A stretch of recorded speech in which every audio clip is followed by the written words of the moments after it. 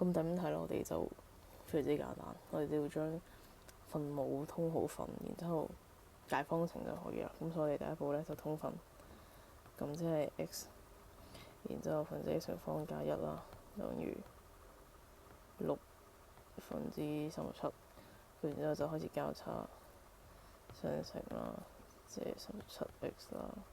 移翻好啲咧，即係6x 減37x 加6啦。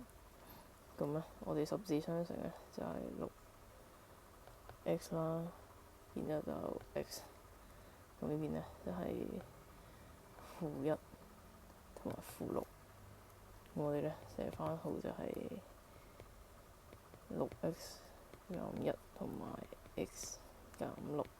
咁答案咧就會等於 x 等於6，或者 x 等於1/6。咁我哋嘅答案咧就係 C 啦。